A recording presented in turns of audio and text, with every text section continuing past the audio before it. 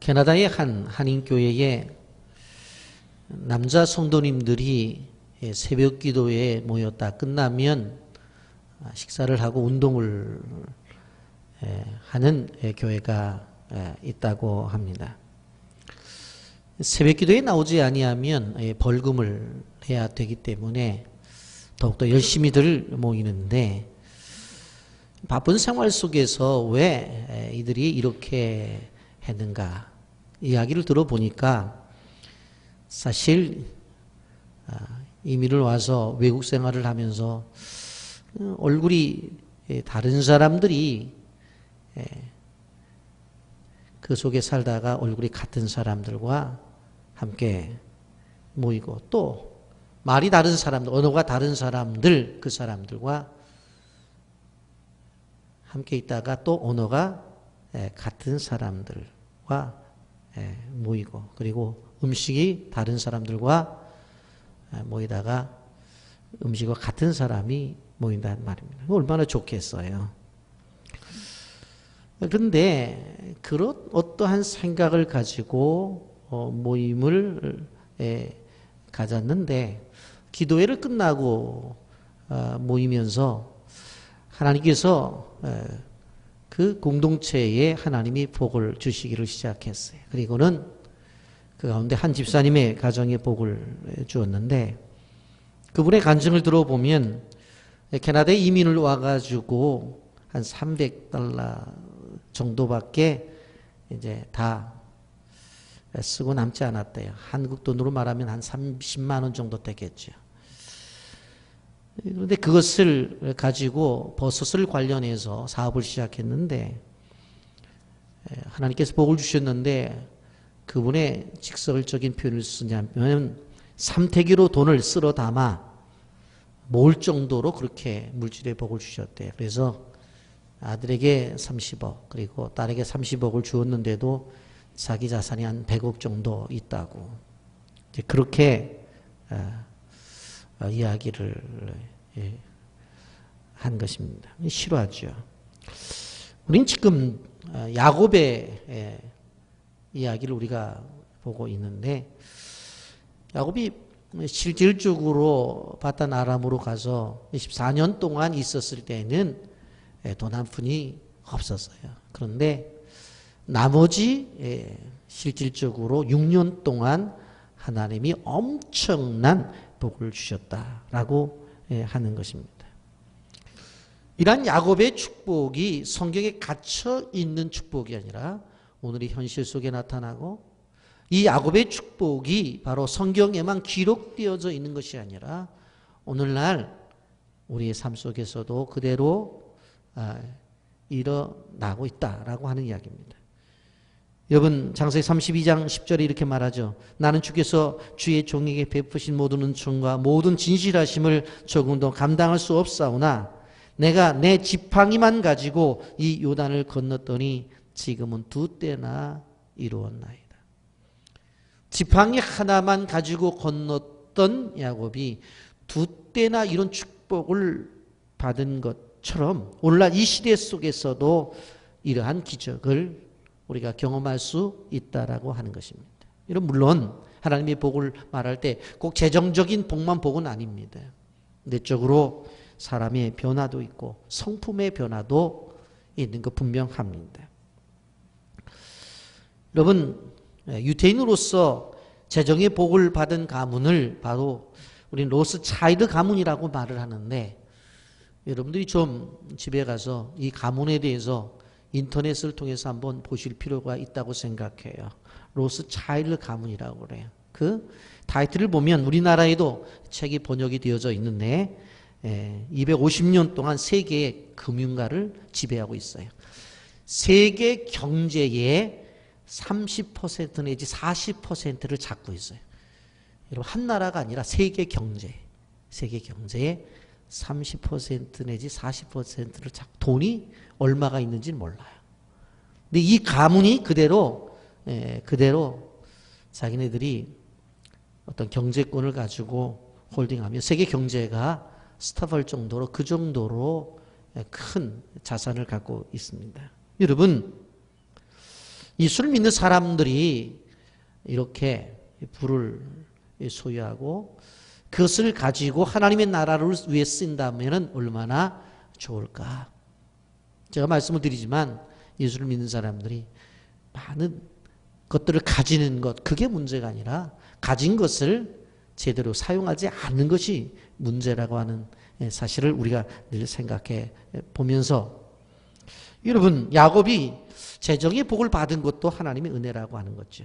아브라함도 재정의 복을 받았습니다. 그리고 이삭도 재정의 복을 받았습니다. 그리고 본문에 나오는 야곱도 재정의 복을 받았습니다. 그런데 그의 아버지 이삭은 바로 아브라함으로부터 유산을 물려받아 가지고 부자가 됐어요. 소위 말하는 금수저예요, 금수저. 그런데 야곱은 그렇지 않아요. 그냥 홀로 바단 아람으로 갔잖아요. 그곳에 가서 바로 삼촌의 집에 가서 20년 동안을 일을 해주는데 14년 동안은 결혼을 위한 조건 가운데 일을 하고 하나님이 나중에 6년 동안 복을 주시는데 엄청난 복을 주신 거예요. 그러니까 소위 우리식으로 말하면 흙수저가 정말 큰 부유함을 가지게 되었다라고 하는 것입니다. 이렇게 부유함을 갖고 있을 때에 문제가 생겨요. 그것이 뭐냐면 장인과 관계 속에서 문제가 발생이 되어진 거예요. 여러분, 그 삼촌 라반과의 문제가 생겼을 때에 더 이상 바단 아람에서 있을 수가 없게 되어서 그는 어떻게 되어져요? 가나안 땅으로 돌아가게 된 것을 볼 수가 있습니다. 그런데 문제는 가나안 땅에서 바로 그 야곱에게 보복을 하려고 하고 있는 바로 이 형이 기다리고 있다라고 하는 것입니다. 여러분, 20년 전 형의 축복을 빼앗아 도망친 그였기에 자기를 죽이려고 하는 형의 분노를 알고 있었어요. 그렇기 때문에 가나안으로 돌아가려고 할 때에 두려움이 있었어요. 불안했었어요. 여러분, 돌아가는 와중 속에서 종들의 보고를 듣죠.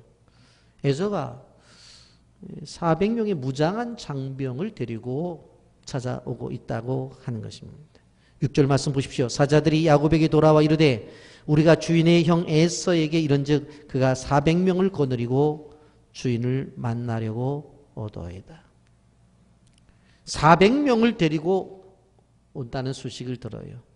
여러분, 20년 만에 만나는 동생인데 굳이 칼을 찬 장정들을 데리고 400명이 나올 필요가 있을까 하는 이야기입니다. 만약 환영을 한다면 가족들이 나와서 야, 오래간만이다. 20년 만에 만나는구나. 그렇게 하면 되잖아요. 그런데 그게 아니에요. 그게 아니에요. 종들이 말하는데 400명이 군사가 온다라고 하는 것입니다. 그의 마음이 불안해서. 그래서 7절에서 이렇게 말합니다. 야곱이 심히 두렵고 답답하여 라고 분명히 표현을 합니다. 여러분, 이것이 왜 이렇게 되었죠? 형이 가지고 있는 장자의 권을 빼앗았기 때문에 그렇게 되어진 것이에요. 그런데 20년이 지났는데도 형의 분노가 풀려지질 않은 것입니다. 이제 형의 칼날에 온 가족이 죽을 수밖에 없고 가지고 있는 재산을 다 빼앗길 수밖에 없는 그런 상황이에요. 여러분, 인생의 삶 속에서 보면 수많은 파도가 지나간 밀물이 있고 썰물이 있어요. 바로 나갔다가 다시 밀려오는 일들이 있는 것을 보게 되어집니다. 여러분, 인생은 고비의 연속이에요. 학생들은 공부할 때 힘들다고 말을 해요. 공부를 해서 이제 졸업을 하게 되어지면 취직 때문에 힘들어 하잖아요. 취직을 했어요. 그러니 진급 때문에 또 힘들어 하잖아요. 끊임없이 어려움이 다가오는 것입니다. 여러분, 그리고 또 결혼을 하게 되면서 많은 고민과 갈등이 있고 또 자녀를 낳아서 기뻐하지만 그들이 크면서 중2병이니 사춘기니 하면서 또 부모들에게 어려움을 주는 것을 보게 되어집니다. 직장에서 개미처럼 일을 하지만 정작 은퇴 이후에는 그 누구도 자신의 노후를 책임지게 되는 그러한 사회적 분위기 아니기에 장담할 사람이 없습니다. 건강 문제도 어려움이 다가올 때가 있습니다. 그러니 어린아이는 어린아이대로, 학생은 학생대로, 어른은 어른대로 인생을 살아가면서 무수한 위기를 경험하게 되어진다고 하는 것입니다. 여러분, 야곱이 이러한 위기를 당하고 있습니다. 여러분, 이러한 위기 속에서 야곱이 어떻게 하는가? 이것이 오늘 성경이 우리에게 가르쳐 주는 것이기에 이 방법을 우리가 배우기를 원하는 것입니다. 한마디로 말하면 야곱은 이 위기 속에서 기도를 한다고 하는 것입니다. 바로 이러한 위기 속에서 하나님을 찾아 이런 위기 속에서 바로 하늘을 우러러봐요. 왜 그럴까요? 도무지 다른 방법이 없어요. 9절부터 12절까지 그 내용이 야곱의 기도인 것을 보게 되었습니다. 그러므로 우리도 인생의 위기가 찾아오게 되어질 때에 하나님을 찾아야 됩니다. 인생의 위기가 찾아올 때 하나님의 이름을 불러야 됩니다. 왜요? 우리를 도와줄 이는 하나님 한 분밖에 안 계시기 때문에 그래요. 여러분, 자신이 잘못을 해서 위기가 왔든 자기는 잘못이 없는데 시대적인 상황 때문에 위기가 왔든 어떻게 되었든지 간에 기도가 필요하다라고 하는 것입니다. 야곱처럼 하나님께 은혜를 구해야 돼요. 기도만이 하나님을 일하시게 만듭니다. 기도만이 하나님으로 하여금 우리의 인생에 들어오셔서 움직이도록 만드는 거예요. 따라서 하십시오. 기도만이 하나님으로 일하게 하신다. 아멘입니까? 기도만이 하나님으로 일하게 하시는 거예요. 여러분, 그래서 야곱이 기도를 하는 거예요. 9절 하반절에 보면 이렇게 기도하지요. 야곱이 또 이르되 내 주부 아브라함의 하나님, 내 아버지 이삭의 하나님 여호와여, 주께서 전에 내게 명하시기를 내 고향 내 족속에게로 돌아가라. 내가 내게 은혜를 베풀리라 하셨나이다. 기도하면서 그러는 거예요. 하나님은 아브라함의 하나님이 아닙니까? 우리 아버지 이삭의 하나님이 아닙니까? 근데 하나님이 분명히 말씀하셨잖아요. 내 고향 족속에게로 돌아가라고 말씀하셔서 내가 지금 돌아가고 있는 것입니다. 11절 12절에 보면 내가 주께 간구하오니 내 형의 손에서 에서의 손에서 나를 건져내시옵소서. 내가 그를 두려워함은 그가 와서 나와 내 처자를 칠까 겁이 나기 때문입니다. 주께서 말씀하시기를 내가 반드시 내게 은혜를 베풀어 내 시로 바다에 셀 수 없는 모래와 같이 많게 하리라 하셨나이다. 내가 지금 기도하는 이유가 무엇입니까? 다른 것이 아니라 지금 내 형의 손에서 에서의 손에서 나를 건져내 달라는 거예요. 내가 두렵습니다. 내 처자를 칠까? 내가 두렵다는 거예요. 하나님께서 분명히 약속하시기를 바다에 셀 수 없는 모래같이 많게 해준다고 했는데 이러한 위기를 내가 당했다라고 하는 겁니다. 야곱의 기도는 절박했어요. 20여 년 욕심을 부린 이유 때문에 나타난 결과지만 지금 결과는 자기의 목숨과 가족의 목숨 그리고 가지고 있는 모든 자산을 다 빼앗길 위기에 온 것입니다. 그래서 기도하는 거예요. 기도했어요. 그런데 이러한 상황 속에서 기도를 하니까 한 가지 뭐예요? 지혜가 생기는 거예요. 기도하면 지혜가 생기는 거예요. 여러분, 야곱이 잘못해서 일어난 일이라 할지라도 기도를 했어요. 그랬더니 지혜가 생겨요. 여러분 13절부터 20절의 말씀이 바로 그 내용입니다. 야곱이 분노하고 400명의 군사를 데리고 온다는 이야기를 듣고 보세요. 야곱이 뭘 해요? 예물을 준비해서 보내주는 걸 보게 되었어요. 14절 15절 보세요. 암염소가 200이요 순염소가 20이요 암양이 200이요 순양이 20이요 전나는 낙타 30과 그 새끼요 암소가 40이요 황소가 10이요 암나비가 20이요 그 새끼 나귀가 10이라. 또 앉아갖고 숫자 세는 분이 계실 것 같아서 제가 다 말씀드릴게요. 총 550마리. 다 550마리. 여러분, 이건 지난 20년 동안 피땀 흘려서 얻은 소중한 재산들이에요. 그런데 그것을 바로 먼저 보내요.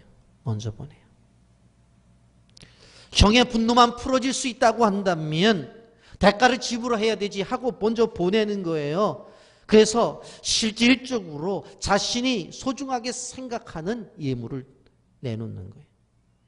여러분 잠언서 18장 16절에 사람의 선물은 그의 길을 넓게 하며 또 존귀한 자 앞으로 그를 인도하느니라 그랬어요. 잠언서 19장 6절 너그러운 사람에게는 은혜를 구하는 자가 많고 선물 주기를 좋아하는 자에게는 사람마다 친구가 되느니라. 잠언서 21장 14절 은밀한 선물은 노를 쉬게 하며 품 안의 뇌물은 맹렬한 분을 그치게 하느니라. 아니 뇌물도 맹렬한 분을 그치게 하는데 선물이야 다른 사람의 마음을 달래는 것 분명하잖아요. 그렇잖아요. 그럼 성경은 선물의 가치를 절대로 낮게 평가하지 않아요. 높게 평가를 해요.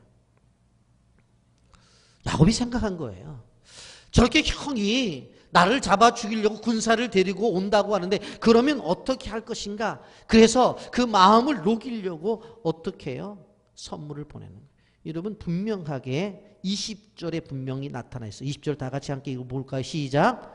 또 너희는 말하기를 주의 종 야곱이 우리 뒤에 있다 하라니 이는 야곱이 말하기를 내가 내 앞에 보내는 예물로 형의 감정을 푼 후에 대면하면 형이 혹시 나를 받아주리라 함이었더라.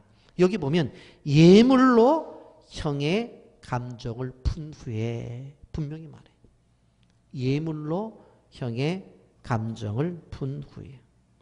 여러분 한번 생각해 보세요. 에서가 동생 야곱이 온다는 이야기를 듣고 이놈 봐라.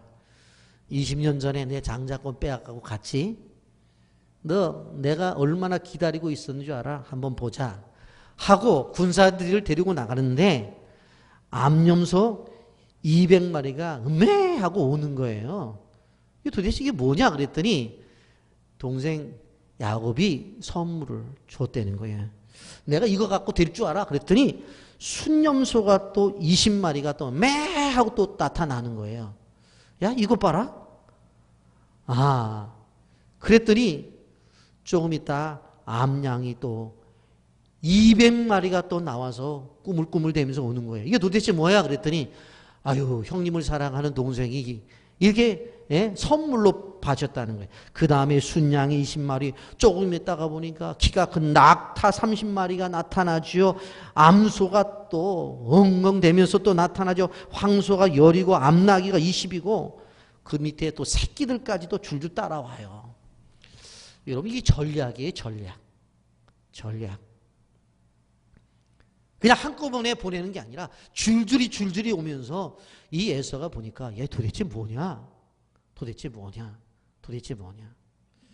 손님 오셨을 때에 음식을 잘 대접하는 방법을 가르쳐 드릴게요. 어떤 분은 내 주특기가 잡채래. 그래고 밥 한 그릇에다가 잡채만 산더미 같이 주고 내가 이걸 잘하니까 이거 드시라고 그래. 그런데 조금 못해도 반찬을 여러 가지 만들어 놓으면요. 정성이 있어서 정말 손님 대접을 잘 받은 것으로 되는 거예요. 안 그래요? 그래서 종류를 많이 만들어 놓는 거예요. 여러분 여기도 마찬가지예요.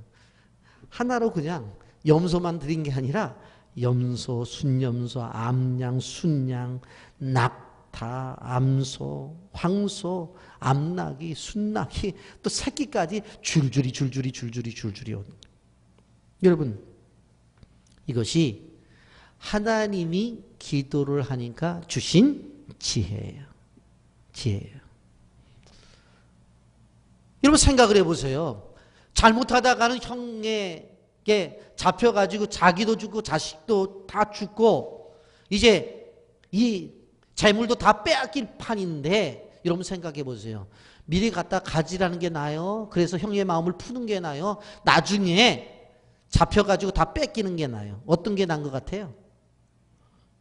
이해가 안 되세요? 제가 생각할 때는 미리 갖다 주는 게 다 나을 것 같아요. 그 왜 나중에 붙잡혀갖고 곤욕을 당해갖고 야 이거 내 재산이야? 내놔. 그리고 다 뺏기냐고. 미리 갖다 다 바치는 게 낫지. 그게 성경이 분명히 얘기하잖아요. 선물을 줌으로 감정을 풀려고 하는 것. 그거예요. 여러분, 저도 선물을 하게 될 때 이제 뭐 많은 사람들에게 선물을 하지만 저희 집 사람한테 선물할 때는 생일 때도 꼭 하나만 안 해요. 이거 당연히 해야 될 거예요. 그런데도 생일 한 달 전, 두 달 전부터 이게 1번이다. 그 다음에 뭐 하면 이건 2번이다. 그 다음에 하다못해 들어올 때 뭐 라면 사갖고 하면 이것은 3번이다. 번호를 끊임없이 매겨요. 끊임없이. 여러분, 야곱은 분명히 대가를 지불했어야 돼요. 그런데 대가를 지불하는 상황을 한번 봐야 돼요. 지혜롭게 하잖아요. 그럼 이 지혜는 어디서 온 거라고요? 기도를 통해서 온 거예요. 여러분, 우리가 기억해야 될 것은 기도만 하고 만 거냐? 아니에요. 야곱이 기도만 했다. 그러면 안 되죠. 기도만 한 것이 아니라 행동으로 보여주었다는 거예요. 학생이라고 한다면 기도하면서 열심히 공부를 해야 되지. 나 어제 밤새 기도하고 내가 3일 동안 금식 기도했어. 하나님께서 내가 이번 시험에 100점 응답을 주셔서 그리고 공부 안 하고서 연필에다 1, 2, 3, 4에서 또르르 굴린다고 되는 게 아니라니까요. 학생은 기도하면서 공부해야 되고, 직장이라면 기도하면서 열심히 직장 생활해야 되고, 사업하는 분들은 열심히 기도하면서 어떻게 해야 돼요? 사업해야 되는 거예요. 그래야지만 일이 이루어지는 것입니다. 그래서 제가 말씀을 드려요. 행동이 동반된 기도, 그 기도를 우리가 생각해 봐야 되는 거예요. 우리가 종종 경험하는 것이 무엇입니까? 해결할 수 없는 문제들이 생겼을 때 그것을 가지고 기도하게 되어지면 이상하게 좋은 생각이 떠올라요. 그래서 그대로 해서 문제를 해결할 때가 있어요. 여러분 인생에 맡긴 담이 있습니까? 기도하시기를 바랍니다. 그러면 은혜 하나님께서 여러분들에게 앞길을 열어주세요. 지혜를 주셔요. 이런 분명히 9절과 10절, 11절, 12절 말씀이 있죠. 특별히 9절과 12절을 보십시오. 야곱이 또 이르되 내 조부 아브라함의 하나님, 내 아버지 이삭의 하나님 여호와여, 주께서 전에 내게 명하시기를 내 고향 내 족속에게로 돌아가라. 내가 내게 은혜를 베풀리라 하셨나이다. 분명히 약속해 주지 않았습니까? 12절입니다. 주께서 말씀하시기를 내가 반드시 내게 은혜를 베풀어 내 시로 바다에 셀 수 없는 모래와 같이 많게 하리라 하셨나이다. 약속의 말씀 붙잡고 이미 약속하셨던 말씀을 붙잡고 기도하는 거예요. 그래서 우리가 항상 기도회를 인도하든지 또 여러분이 기도회를 인도받든지, 그리고 우리가 새벽 기도회 때도 말씀을 먼저 묵상하고 기도하는 것은 바로 약속의 말씀 붙잡고 기도해야 된다라고 하는 것입니다. 여러분, 하나님이 지혜를 주셔서 문제를 해결해 나가는 거예요.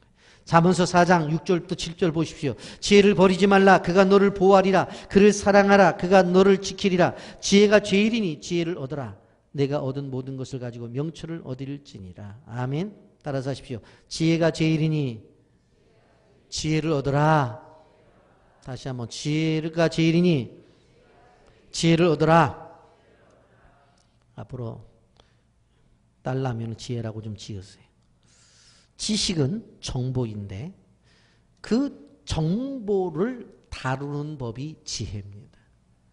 그러니까 지식을 아무리 많이 갖고 있어도 지혜가 없으면 그 활용이 안 돼요. 그렇기 때문에 우리는 은사 가운데서 지식의 은사와 지혜의 은사를 동시에 구하라고 성경에서 말하잖아요. 그렇기 때문에 이 지혜가 없으면 아무리 많이 알고 있어도 그걸 활용을 못해요. 이 지혜가 있어야 돼요. 성경은 지혜가 제일이니 지혜를 얻어라. 그렇게 말씀하는 것입니다. 여러분, 막힌 관계를 풀기 위해서 기도했더니 하나님이 지혜를 주셨는데 그것이 뭐예요? 선물로 문제를 푸는 방법. 그것을 깨닫게 되어진 거예요. 여러분, 유태인이라는 이름 때문에 수많은 사람들이 죽어가죠. 무려 아우슈비츠 유대인 수용소에서 가스실로 들어간 사람들이 수백만이었잖아요. 그런데 그 수용소에서 수많은 사람들이 붙잡혀 나가는 것을 본 한 사람이 있었어요. 야, 사람들이 저렇게 아침이 되어지면 바로 가스실로 끌고 나가게 되어지는데 가서 죽는데 가만히 이 사람이 보니까 끌려 나가는 사람이 종류가 있는 거예요. 그래서 가만히 보았더니 아침에 일어나서 그냥 세수도 안 하고 머리도 엉클어져 있고 아이고 이제 죽을 인생인데 뭐 그러고 있는 사람들이 끌려 나가는 거예요. 그러면 어떻게 해야 될 것인가 하고 생각을 하고는 어떻게 합니까? 아 그렇구나. 그리고는 작업을 하러 나갔을 때에 유리 조각 하나를 땅바닥에 주워 갖고 와가지고는 어떻게 해요? 아침이면 수염을 그 유리 조각으로 탁 깎아요. 그리고 머리를 잘 정돈해. 그리고 독일 군사가 와가지고 사람을 잡아가려고 하면 아주 정결한 그리고 정돈된 모습으로 얼굴을 딱 쳐다봐요. 그러니까 독일 병사가 볼 때에 이거 뭐 가스실로 가서 이제 죽여야 되는 그러한 상황 속에서 가만히 보니까 여기 있어도 죽은 모습이고 거기 가도 죽었을 것 같으니까 누구를 골라내요? 그냥 인생을 체념하고 꼭 죽은 사람 모습처럼 하고 있는 사람들을 골라낸단 말이에요. 근데 그 사람이 바로 그러한 것을 깨닫고 하나님께서 주신 지혜를 가지고 자기를 관리해요. 그래서 결국 끝까지 살아남았다가 바로 그가 이제 해방을 맞이해서 의미요법이라는 치료법을 만들어내는 것을 볼 수가 있습니다. 지혜는 죽음의 문턱에서 사람의 생명도 살려내는 능력이 있다라고 하는 것입니다. 여러분 이렇게 기도했더니 또 한 가지가 무엇입니까? 위기의 상황 속에서 기도를 하니까 어떤 일이 벌어져요? 하나님이 그를 찾아오십니다. 찾아오시는 이유가 뭐예요? 축복해 주시기 위해서 찾아옵니다.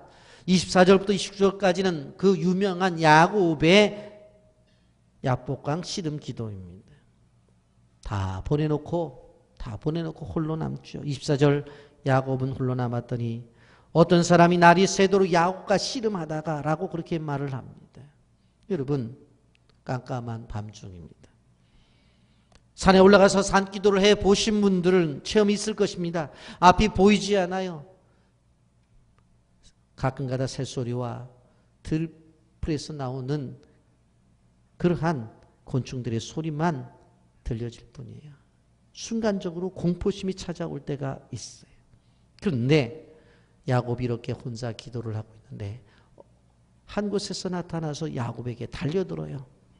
씨름을 했다고 그래요. 영어 성경에는 레슬링이라고 번역이 되어져 있고 오늘날로 말하자면 이종 격투기 같은 처절한 싸움이 시작이 되어진 것입니다. 여러분 그 밤중에 아무도 없을 것이라고 생각했던 그 시간에 한 사람이 나타난 것입니다. 그리고는 싸움이에요.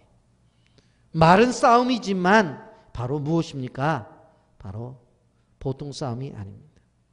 여러분 야곱의 인생을 바라보게 되어지면 싸움의 연속이죠. 어머니 태중이 있었을 때에 어떻게 합니까? 바로 형과 싸워요. 자기가 먼저 나가겠다고 형의 발뒤꿈치를 잡고 땡깁니다. 근데 결국은 어떻게 되죠? 형이 먼저 나가죠. 나중에 성장을 해서 어떻게 합니까? 형이 장자권을 빼앗 그러한 일들이 있죠. 그리고 바단 아람에 와서 20년 처가 생활을 하게 될 때 삼촌 라반과의 자기와의 싸움 속에서 두뇌 싸움을 지속적으로 하는 것을 보게 되어집니다. 여러분 계속해서 야곱은 싸움의 연속이었어요. 그런데 오늘 이 압복강에서도 또 한 번의 싸움이 시작이 되어지는 것입니다. 야곱은 자기가 살기 위해서 어떻게 하든지 간에 상대방을 때로 눕혀야만 됐습니다. 처음에는 하나님의 사자인 줄 몰랐어요. 근데 이 싸움이 밤새 계속이 되어지죠. 그리고 새벽이 오게 되어져요. 24절 25절 야곱은 홀로 남았더니 어떤 사람이 날이 새도록 야곱과 씨름하다가 자기가 야곱을 이기지 못함을 보고 그가 야곱의 허벅지 관절을 치매 야곱의 허벅지 관절이 그 사람과 씨름할 때 어긋났더라. 여러분 야곱은 싸움에 이골이 난 사람이에요. 절대 지지 않는 사람이에요. 그렇기 때문에 끝까지 싸우고 있어요. 여러분. 그런데 이 싸움 속에서 실질적으로 하나님께서 야곱에게 지었다고 하는, 바로 야곱이 이겼다고 하는 새 이름을 받잖아요. 이스라엘이라고 하는 이름. 여러분 생각을 해보십시오. 어떻게 하나님과 싸워서 사람이 이길 수가 있겠습니까? 아이를 키워본, 집안에서는 다 있는 일이지만 저도 우리 종송이를 키우면서 다 해보았어요. 아이들이 조금 클 때 야 아빠랑 팔 씨름하자 그래요. 팔을 잡고 하게 되어지는데 어떻게 합니까? 되게 아빠가 이것 봐라고 탁 그러는 것이 아니라 힘 있네 하면서 아빠가 져주죠. 그리고 뭐라고 말해요? 야 네가 이겼다. 그러면 일어서서 내가 아빠 이겼다 그래.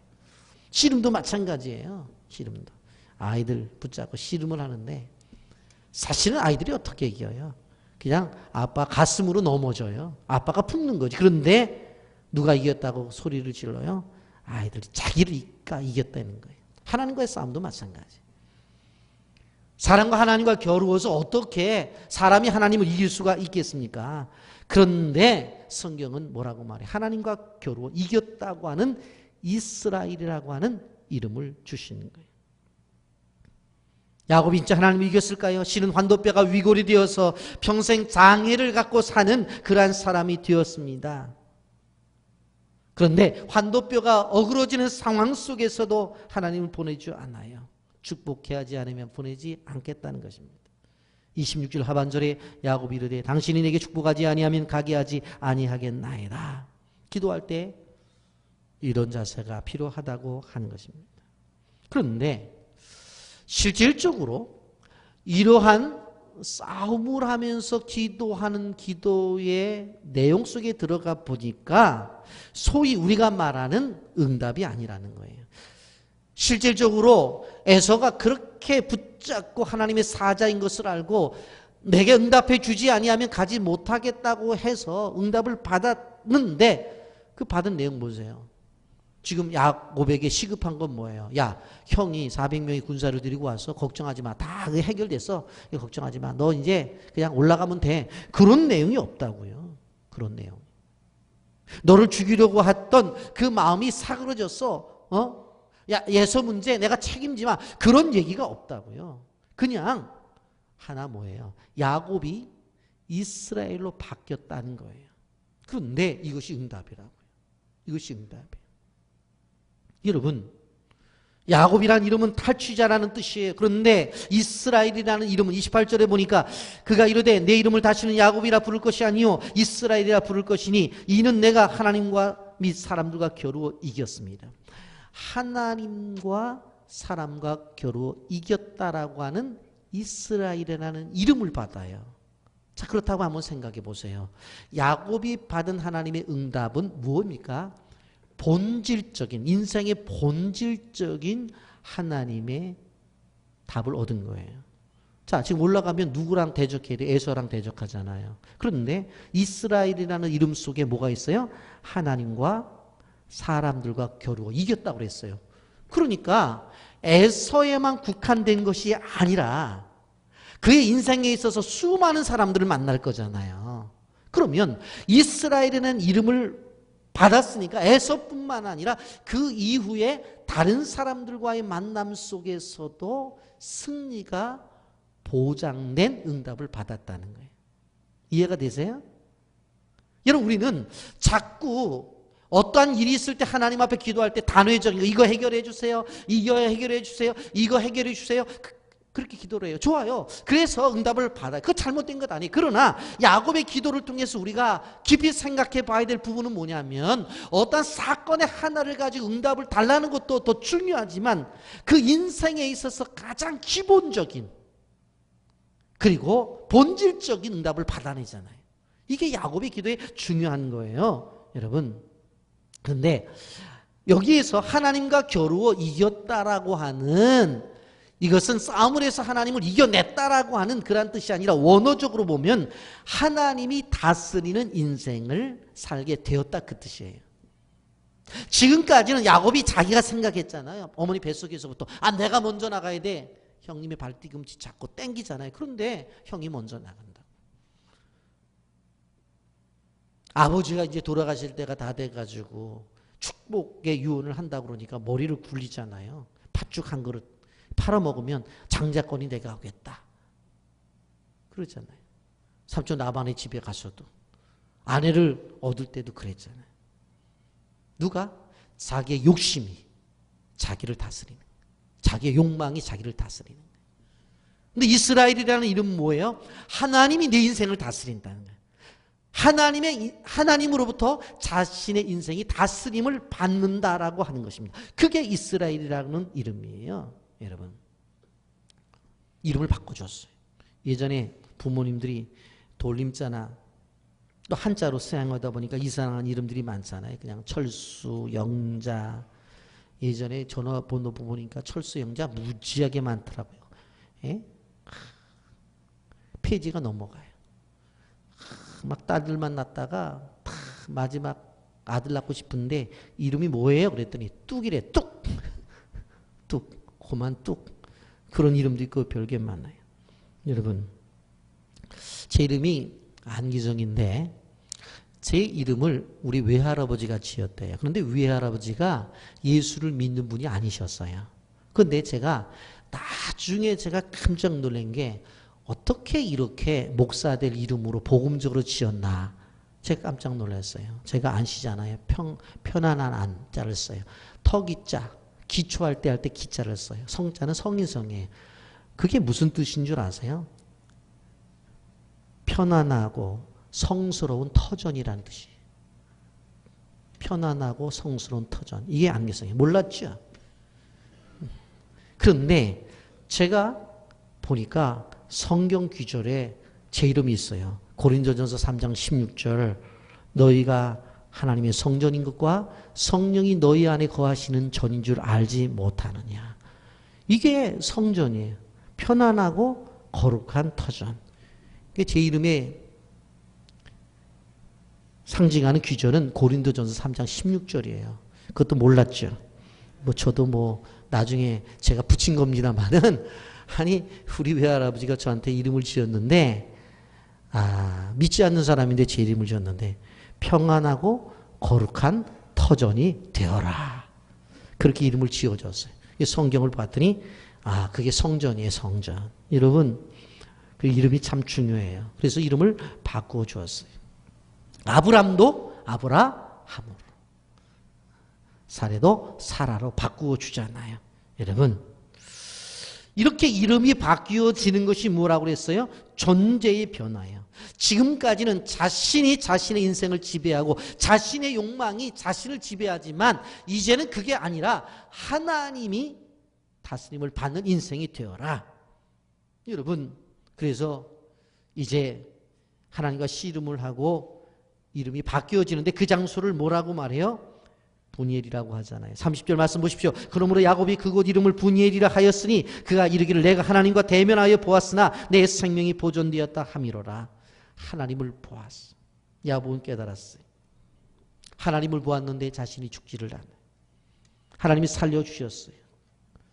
여러분 사실 지금 상황 속에서 에서와의 관계가 풀어진 거 아무것도 없어요. 지금 에서가 어떠한 상황에 어떠한 형편에 있는지도 몰라요. 그리고 어떤 자세로 있는지는 몰라요. 단지 자기가 한 것은 바로 뭐예요? 선물들을 다 보내고 가족들을 다 보내놓은 것밖에 몰라요. 그런데 그렇게 보내놓고 하나님과 씨름의 기도를 한 다음에 이스라엘이라는 이름을 받으니까 마음이 평안해지는 거예요. 31절을 보면 그가 분이엘을 지날 때에 해가 돋았고 그의 허벅다리로 말미암아 절었더라 그랬어요. 태양이 떠올라요. 해가 떠올라요. 여러분 이제는 두렵지 않아요. 왜? 하나님과 관계 속에서 하나님 주신 은혜 때문에 자신의 두려움이 사라져 버렸어요. 여러분 많은 사람들이 문제 중에 신음을 해요. 위기 가운데에서 두려워해요. 그럴 때 하나님 앞에 기도를 해야 돼요. 그러면 하나님께서 그 마음속에 찾아오셔서 이스라엘의 하나님이 여러분과 함께 하시는 거예요. 여러분 그럴 때 하나님의 놀라운 은혜가 임하게 되어진다고 하는 것입니다. 쩔뚝쩔뚝 거리는 야곱의 허벅다리, 기도의 흔적입니다. 영광의 장애입니다. 바로 영광의 상처입니다. 그런데 이렇게 했더니 어떻게 되어져요? 문제가 풀려요. 문제가 풀려나가요. 여러분, 전에는 어떻게 하든지 간에 형을 것을 빼앗으려고 막 속이고 그런 사람이었어요. 뱃속에서부터 막 잡아당기고 어떻게 자기가 해보려고 했어요. 그런데 겸손한 사람이 되어져요. 33장 3절에 보면 야곱이 형을 만나 7번 굽히며 안부 인사를 하죠. 33장 3절, 자기는 그들 앞에서 나아가 몸을 7번 땅에 굽히며 그의 형 에서에게 가까이 하니 그랬어요. 7번을 굽히면서 에서에게 나가요. 예전과는 전혀 딴 모습인 것을 볼 수가 있습니다. 형 에서도 놀랐을 거예요. 옛날 같았으면 어떻게 하든지 간에 형 에서의 것을 빼앗아 가려고 했는데 오자마자 동생이 쩔뚝거리고 오는 거예요. 그런데 머리가 땅에 닿도록 굽실굽실거리고 한 번도 아니고 7번씩. 그러니 보세요. 처음에는 550마리의 모든 양, 소, 염소, 나귀 다 보냈죠. 가족 식구들을 보냈죠.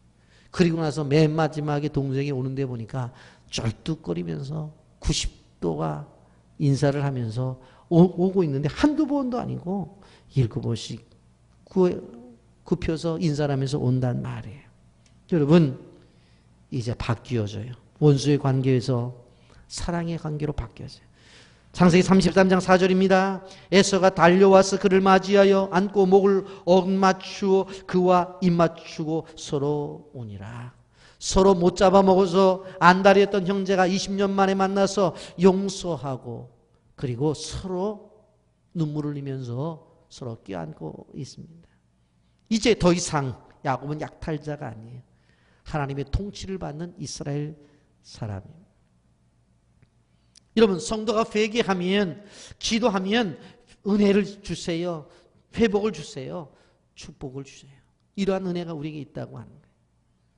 입술의 회개와 진심의 회개는 달라요.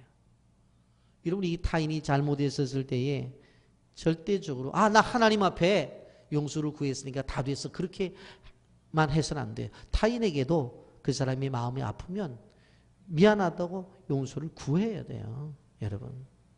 절대로 그래서는 안 돼요.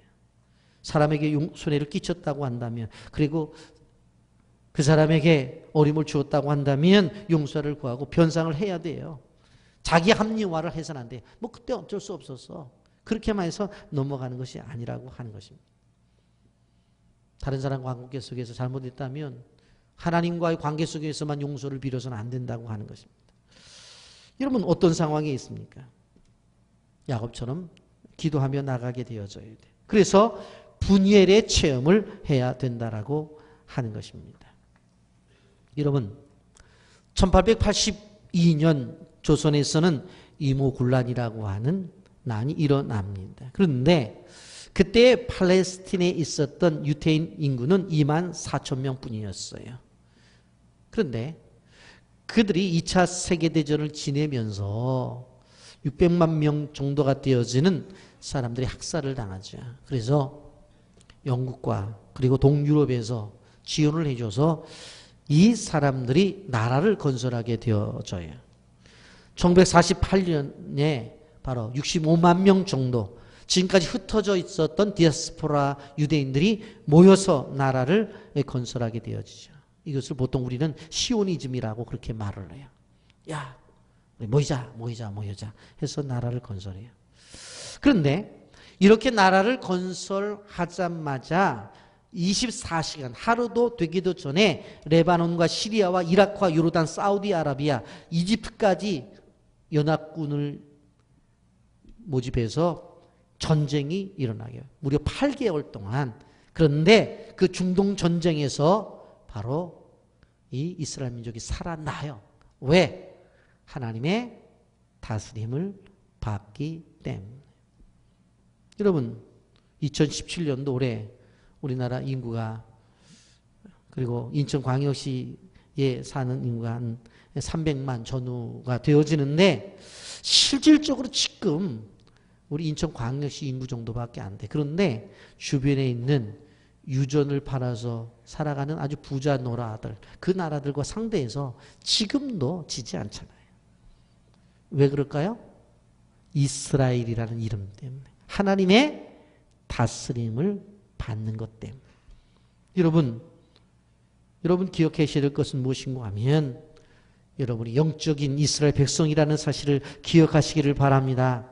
여러분. 그래서 구약에서도 그랬잖아요. 이스라엘 백성들 고유명사예요. 여러분. 이스라엘이라는 이름은 이렇게 영광스러운 이름입니다. 그래서 그러한 특별한 이름을 받았기 때문에 특별한 사람들이 되었어요. 탈취자가 하나님의 지배를 받는 사람으로 바뀌어지면서 존재의 변화가 이루어진 것을 볼 수가 있습니다. 여러분 고난과 위기의 연속입니까? 위기의 파도를 겪고 있습니까? 나의 잘못이 아님에도 불구하고 어려움이 찾아올 수 있습니다. 그럴 때 믿음을 가지십시오. 이스라엘의 하나님을 믿으세요. 하나님의 지배를 받으세요. 지혜도 생기고 하나님이 찾아와 주시고 여러분에게 축복해 주셔서 여러분의 주변 환경을 다 정리해 주시고 기쁨으로 여러분들이 삶을 살 수 있도록 해 주신다라고 하는 것을 기억하시기를 바랍니다. 이러한 축복이 우리 모두의 축복이 되기를 예수님의 이름으로 축복합니다. 아멘. 거룩하신 하나님 아버지 은혜와 사랑을 감사합니다.